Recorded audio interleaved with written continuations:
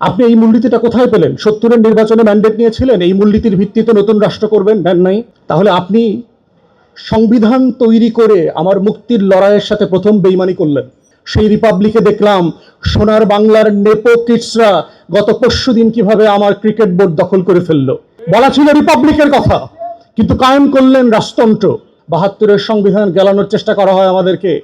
তারা কি প্রস্তাব করলেন? নতুন করে 4টা মূলনীতির প্রস্তাব করলেন। ধর্মনিরপেক্ষতাবাদ, বাঙালি জাতীয়তাবাদ, গণতন্ত্র, সমাজতন্ত্র। কোথায় পেলেন? যেই ঘোষণাপত্রের ভিত্তিতে লক্ষ লক্ষ মানুষ মুক্তির লড়াইতে নেমেছিল, আমার বাবা সহ, তারা তো ওই মূলনীতিগুলো শুনে যুদ্ধে নেমেছিল।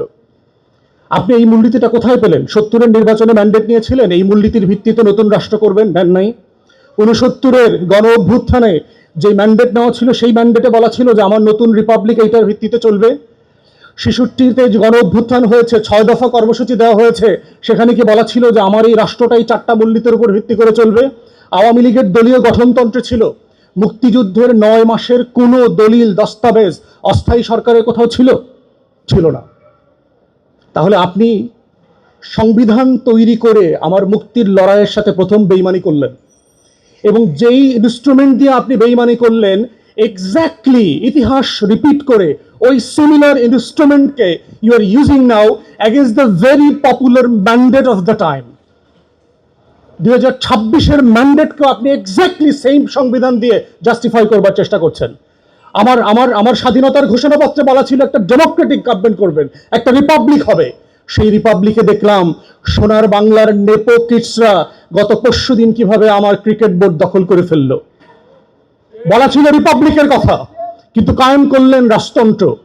আপনার পারিবারিক রাজতন্ত্র কায়েম করলেন। নেপালের কথা মনে নাই?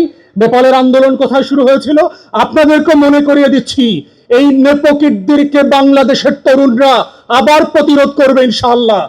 বাংলাদেশের ইতিহাস সাক্ষী, these are not tolerated for years and years, for hundreds of years.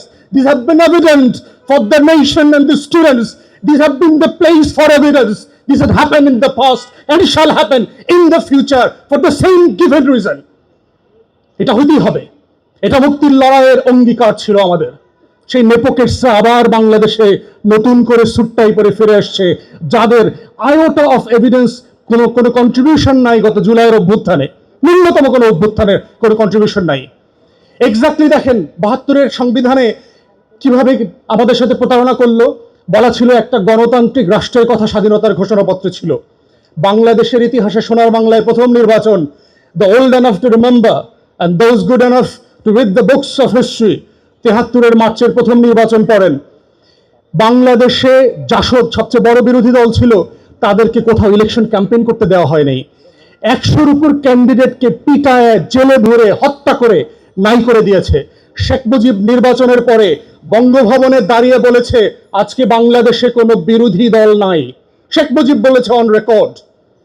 তাহলে ৭৩-এর নির্বাচন তার ফল, আর আমার স্বাধীনতার ঘোষণাপত্রে আপনি কি বলা ছিল, আর ৭২-এর ইনস্ট্রুমেন্ট দিয়ে যে ইলেকশনটা করলেন, এক্স্যাক্টলি আপনি আমার মুক্তির লড়াইয়ের সাথে আবার বেইমানি করলেন, exactly using or excusing with the same instrument of politics.